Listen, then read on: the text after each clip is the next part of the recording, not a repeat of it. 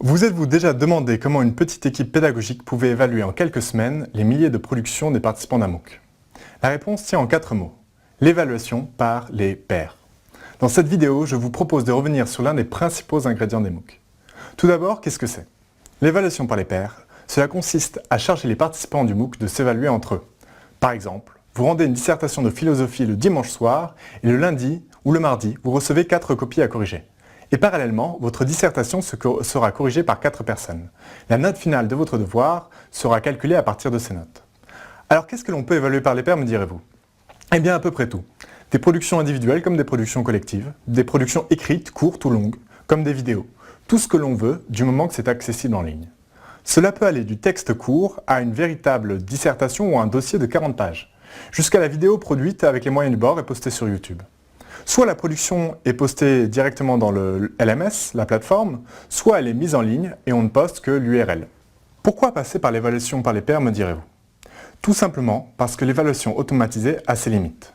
Il est très difficile d'évaluer automatiquement la qualité d'un raisonnement par exemple, ou la qualité stylistique d'une dissertation.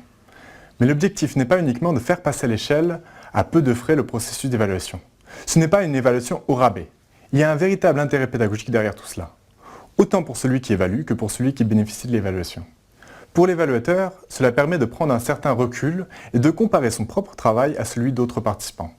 Pour celui qui est évalué, c'est l'opportunité de recevoir des retours de plusieurs personnes au point de vue et au background variés, même si ce ne sont pas nécessairement des retours d'examinateurs professionnels.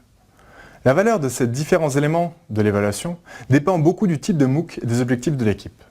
Dans certains cas, ce qui a le plus de valeur aux yeux de l'équipe, c'est le fait de se mettre dans la posture de l'évaluateur, car cela permet de prendre du recul par rapport à son propre travail. Dans d'autres cas, c'est la précision du processus de notation. Par exemple, quand on s'inscrit dans une logique de validation des acquis ou de certification. Dans ce cas, il va falloir penser un petit peu à la formation des évaluateurs. Il va falloir également se poser la question du plagiat. D'une part entre les participants du MOOC et d'autre part à partir de contenus trouvés sur Internet. Une grande partie des participants viennent pour acquérir de nouvelles compétences. Ce sont ces compétences qui sont la principale motivation. Mais d'autres viennent pour le certificat. Il existe des outils pour détecter le plagiat entre des productions sous différents formats, à partir du moment où vous avez la main sur ces productions. Mais ils sont parfois payants.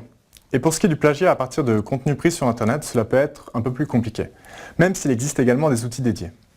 L'approche la plus pertinente à mon sens, c'est de scénariser l'activité pour minimiser ce type de problème. Mieux vaut prévenir que guérir. Enfin, dans certains cours, ce n'est pas la précision de la notation que l'équipe valorise le plus, c'est la qualité des retours donnés par les évaluateurs.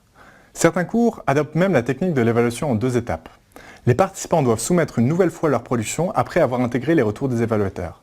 Dans cette approche, ce qui a de la valeur, c'est que l'on puisse travailler et retravailler les productions dans une logique d'amélioration continue. Ces différentes approches ne sont pas nécessairement contradictoires. Tout dépend de la logique suivie et des objectifs pédagogiques de la formation. Pour résumer, l'évaluation par les pairs a plusieurs intérêts. D'une part, décharger l'équipe pédagogique du travail de notation, car de toute façon, elle ne peut pas évaluer des milliers de productions sans modèle économique. Et d'autre part, une fonction d'entraînement, car elle permet aux participants de comparer leur travail à celui des autres.